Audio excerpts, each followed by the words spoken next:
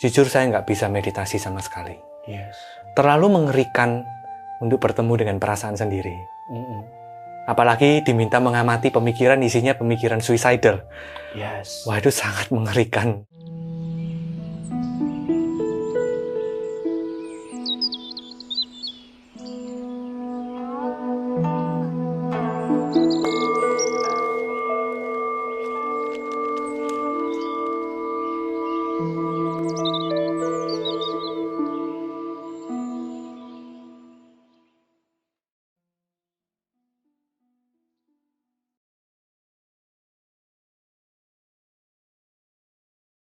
Oke, hai semuanya. Kali ini saya kedatangan sahabat lama. Beliau adalah seorang praktisi mindfulness dan juga seorang penggiat dalam latihan meditasi Zen, filosofi Zen.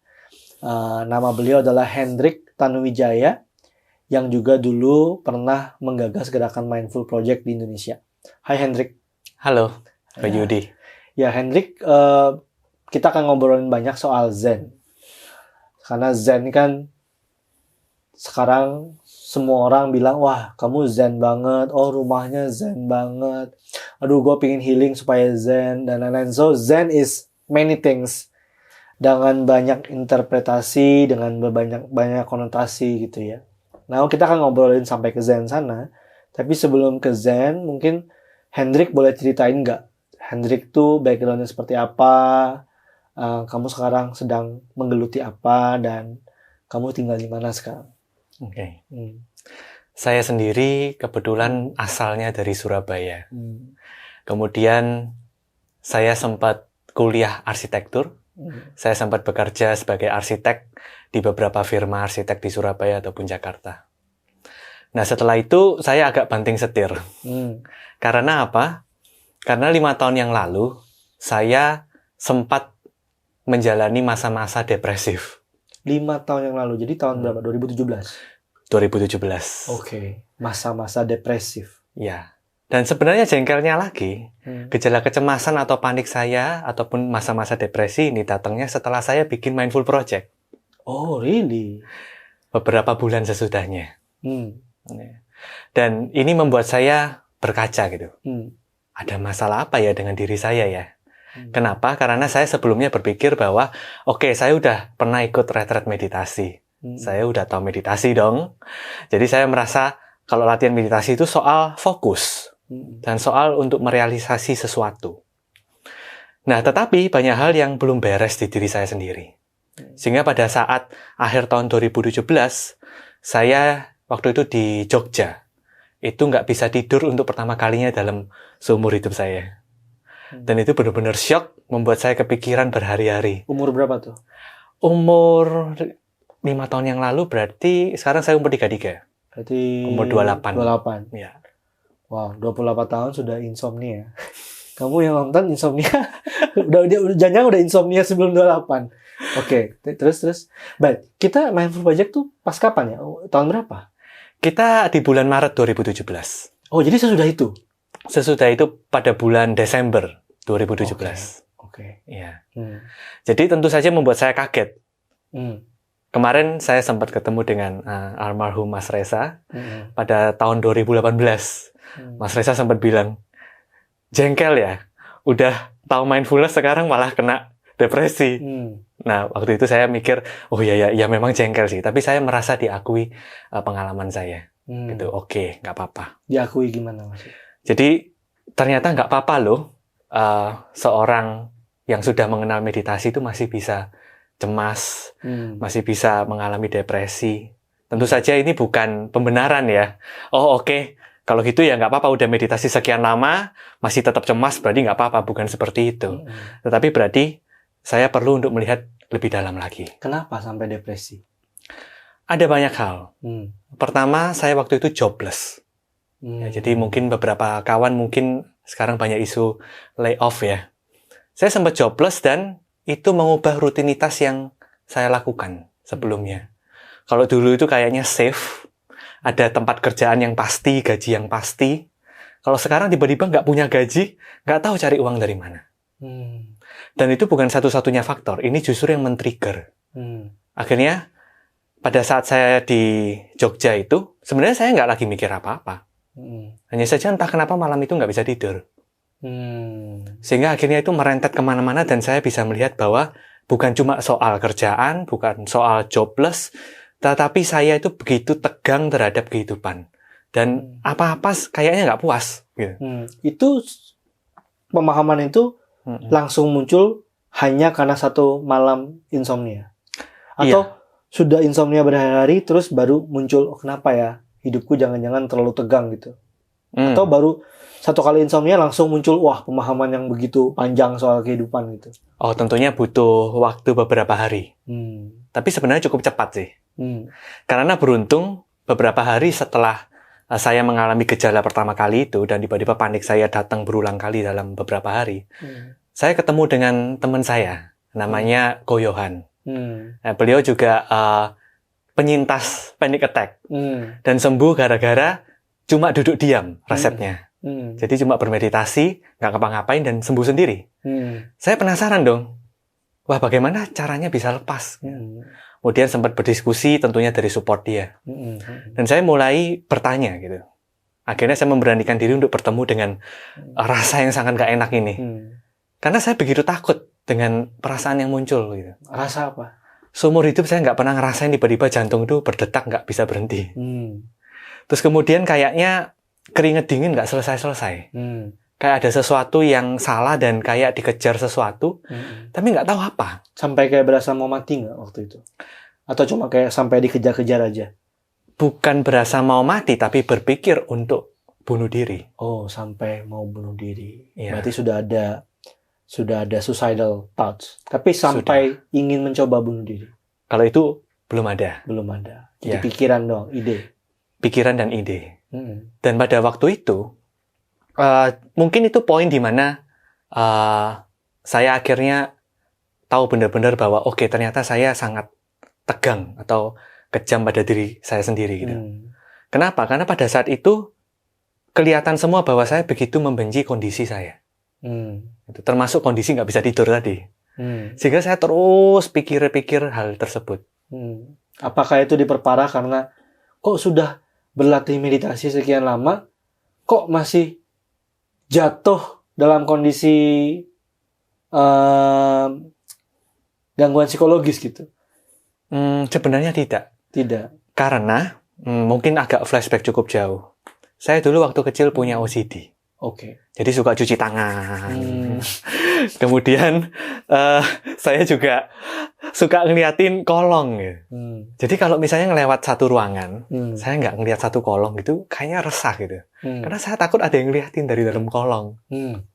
Terus kemudian saya ingat pernah lihat film Chucky. Wah, itu menurut saya sangat serem, itu bisa boneka, bisa ngomong. Nah, itu kepikiran terus kata-kata Chucky gitu. Jadi kalau nggak mengunyah kata Chucky, itu kayaknya gimana gitu. Sampai begitu ya? Iya. Tapi itu pada saat umur berapa mulai menyadari bahwa ada bakat OCD itu? Sudah bukan bakat ya, sudah OCD. Ya. Sudah OCD. Waktu SD. Dan waktu itu ya mau tanya ke siapa gitu. Dan setelah itu sih bisa lepas sendiri. Pada waktu itu saya paksakan untuk memindahkan intensi. Dari pikiran-pikiran tentang Chucky, tentang kolong, itu semua saya paksa untuk pindah. Ya udah, ini nggak ada apa-apa, yuk jangan diperhatikan. Dan itu bisa sembuh sendiri. Tetapi di saat yang sama, kecenderungan untuk obsesinya itu masih ada. Oke. Termasuk obsesi tentang memikirkan bagaimana kalau nanti jangan-jangan di masa depan aku nggak bisa tidur lagi. Nah itu jadi akhirnya... Itu waktu kecil ya? Waktu kecil itu yang mikirin masa depan nggak bisa tidur? Nggak, waktu yang depresi itu. Oke, tapi pertama waktu kalinya kecil nggak bisa tidur. meskipun OCD itu nggak ada sampai susah tidur? Nggak ada. Oke.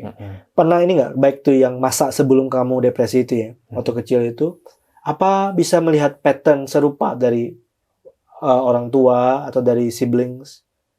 Ada nggak yang mempunyai perilaku yang kurang lebih sama?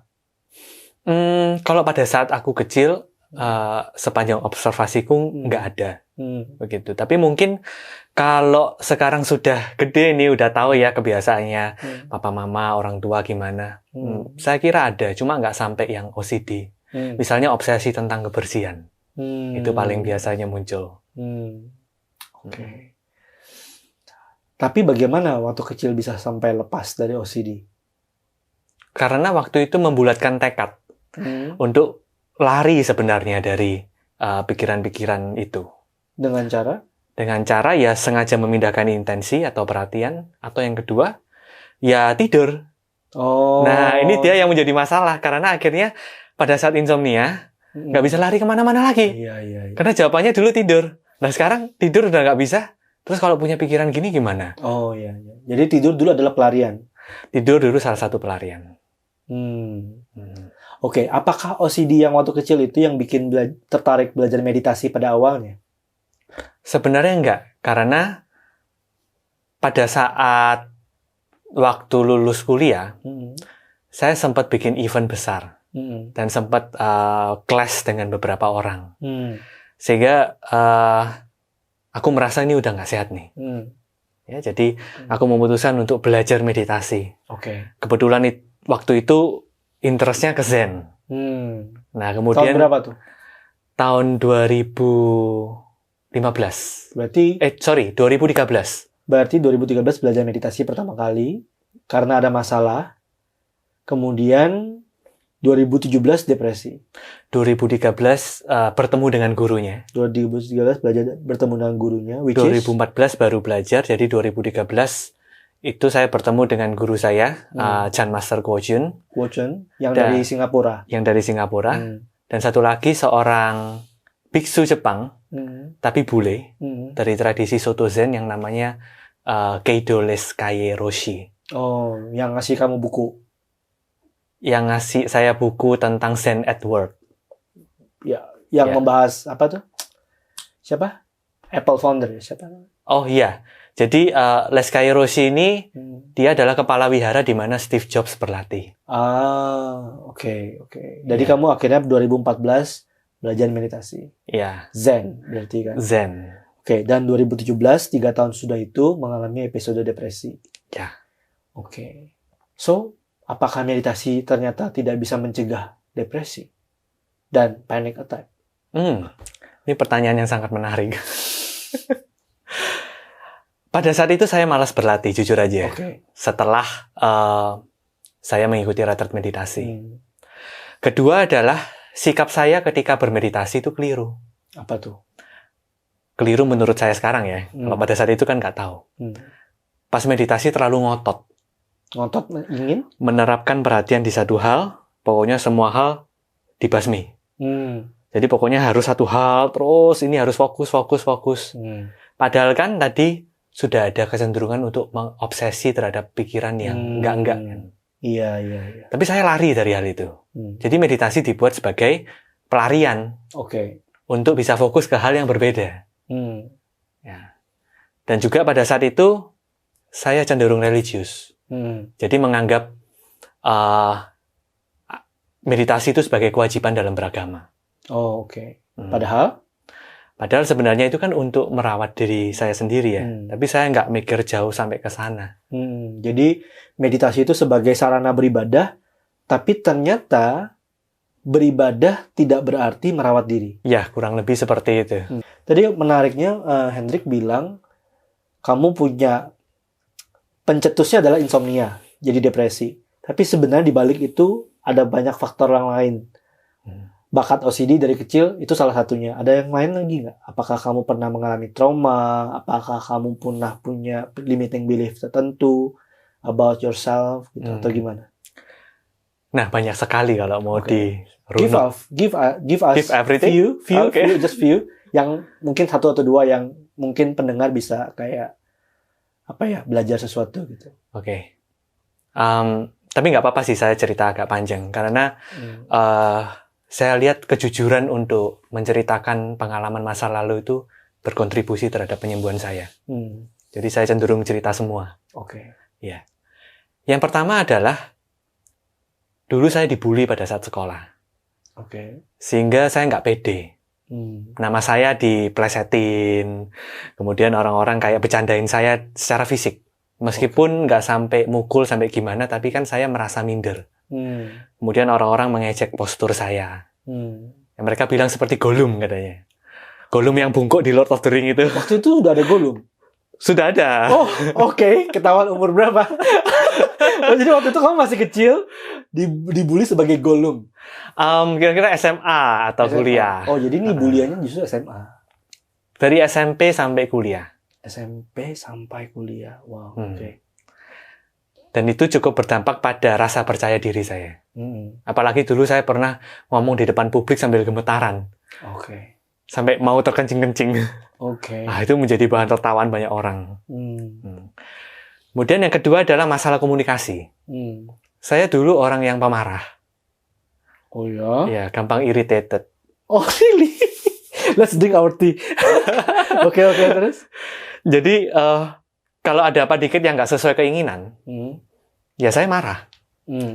Dan pada saat belajar agama, saya belajar untuk nggak marah. Tapi ternyata sebenarnya masih menekan marahnya. Apa kamu menjadi seorang agamis yang pemarah? Yes. Saya juga dulu begitu. terus. Benar. Jadi, kalau kita punya rasa marah ini ya, dan tiba-tiba ada sesuatu yang dimana kalau kita lihat struktur agama itu kan sesuatu yang sangat kita nilai baik ya. Dan kalau kita bisa berlindung dalam struktur agama ini, kita merasa aman. Seolah ini dunia yang berbeda dari yang kita alami sekarang. Ya. Kita merasa ada tempat pernaungan.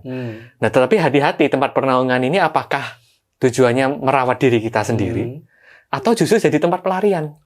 Dan itu yang ternyata saya temukan di pola-pola saya. Jadi kamu dulu pernah dibully, that's one factor. Bakat OCD ada, dibully selama bertahun-tahun sejak SMA sampai kuliah. Wow, that's pretty long, right? Habis itu kamu punya sifat pemarah dan kamu bersembunyi dalam agama. Terus? Seringkali berdebat di forum-forum. Berdebat dalam forum-forum. Sounds familiar, Yang dibayar 3 nih ya. Ya. Dan di saat yang sama itu justru eksplorasi yang menurut saya nggak tergantikan. Jadi saya sebenarnya nggak pernah menyesali apapun yang sudah terjadi di hidup saya. Jadi saya sempat ingat satu cerita yang dibawakan oleh Ajahn Brahm di mana dia menemukan atau bertemu dengan seorang wanita yang pernah mengalami pelecehan di masa lalunya. Dan ketika wanita ini menceritakan pengalamannya, biasanya orang-orang akan bilang, kamu kok kasihan ya? Tapi wanita ini bilang, kamu jangan pernah mengasihani saya. Karena apapun yang terjadi di masa lalu itu bagian dari diri saya. Jadi saya kira-kira pengalamannya seperti itu.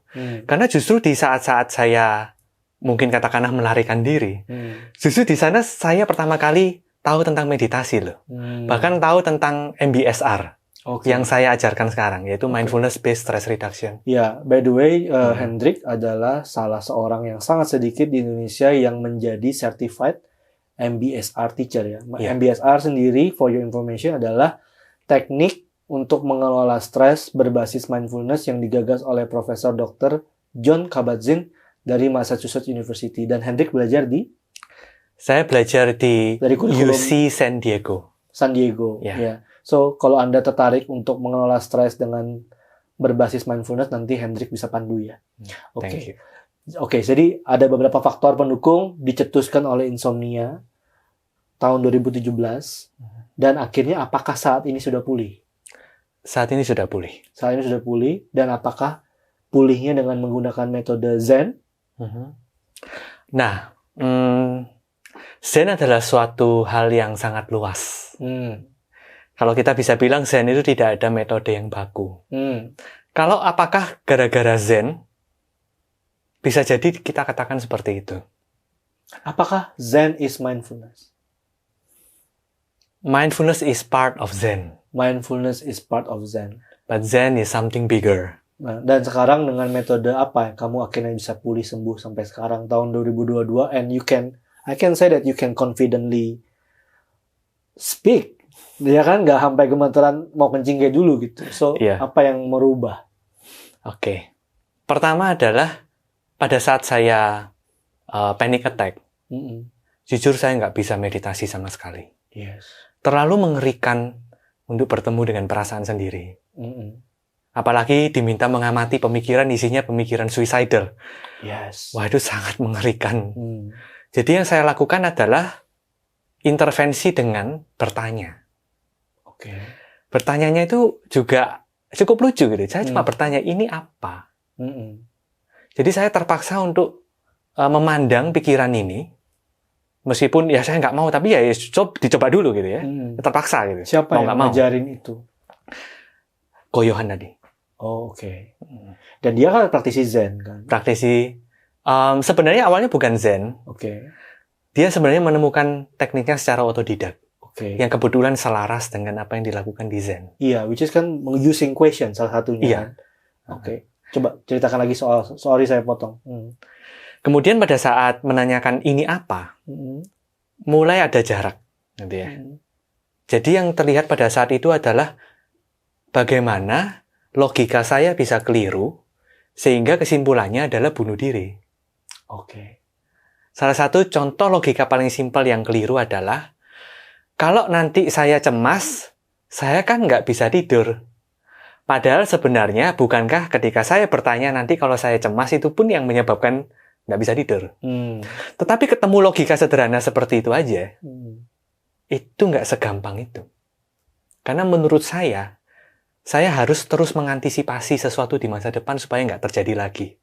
Itu mungkin pola-pola yang kita alami ya sepanjang kehidupan kita sebagai manusia. Yeah. Kita terus anticipate sesuatu. Yeah. Tetapi soal tidur nggak ada yang bisa antisipasi. Yeah. Bahkan kalau saat kita mengantisipasi tidur kita, itu sudah stres duluan. Yes, dan itu penyebab nggak bisa tidur. Iya, betul. Nah, itu yang dimana saya akhirnya menemukan aha moment. Gimana tuh? Dan pada saat menemukan aha moment, keluar dari logika yang salah ini, saya merasa tiba-tiba ada sesuatu yang luntur di badan. Jadi kayak dari yang menegang, tiba-tiba pecah, biak. Dengan metode itu? Dengan metode itu. Dan apakah metode itu sampai sekarang Hendrik masih lakukan? Sudah enggak. Udah enggak? Sudah enggak. Jadi, hal tersebut saya ulangi beberapa kali. Jadi dilakukan di mana saja. Sampai akhirnya di suatu mall, ketika saya masih ingat itu, saya masih menuruni satu eskalator. Banyak sekali pemikiran yang intrusif seperti itu. Saya paksakan lagi untuk melihat ini apa. Pemikiran apa tuh yang intrusif? Saya nggak begitu ingat lagi. Yang penting, yang pasti adalah logika tentang tidur. Oke. Tentang kecemasan itu menjadi obsesi saya. Karena ini ada satu hal yang nggak pernah saya bisa kontrol gitu. Saya nggak pernah tahu kapan datangnya. Tidur nggak tahu kapan datangnya. Dan saya juga nggak bakal tahu kapan insomnia ini bakal terus berlanjut. Jadi benar-benar saya dipaksa untuk melihat sesuatu yang nggak pasti. Yang padahal sebenarnya dulu saya suka kepastian. Harus begini, harus begitu. Nah, itu terkait sama OCD kamu tadi. Nah, benar. Jadi kamu pengen suatu pasti, nggak ada yang menyergap di antara ketidaktahuan gitu ya. Sehingga kamu pengen nutupin semua lubang, tidak boleh ada intervensi gitu ya. Dan akhirnya itu membuat tegang, kejam dengan diri sendiri, dan berujung pada obsesi untuk bisa tidur. Dan akhirnya depresi dan lain-lain. Benar. Ya, so I think kita istirahatkan di situ dulu sebelum kita akan membahas lebih detail soal Zen itu apa, Zen lifestyle itu apa, dan bagaimana itu terkait dengan kesehatan mental. Tapi intinya berarti Hendrik sudah pulih, dan sekarang Hendrik juga sedang membantu berbagai orang yang mempunyai problem psikologis terkait dengan metode yang berbasis penyadaran atau mindfulness. Ada yang bilang itu meditasi, ada yang bilang itu Zen, ada yang bilang whatever the name gitu ya. Cuma intinya memberdayakan penyadaran kita untuk bisa keluar dari kerutan pikiran kita sendiri, gitu kan ya? Benar. Oke, thank you for sharing your story. Thank you. Nanti kita akan bahas lebih lanjut soal Zen di mungkin video berikutnya. Cara untuk keluar dari penderitaan yang kamu alami. Caranya hanyalah mengalami langsung. Nggak perlu mikir-mikir, nggak perlu kebanyakan teori. Menarik nih. Jadi kalau mau keluar dari penderitaan, bukan dengan cara menghindari penderitaan, tapi mengalami penderitaan secara direct, secara langsung. Iya.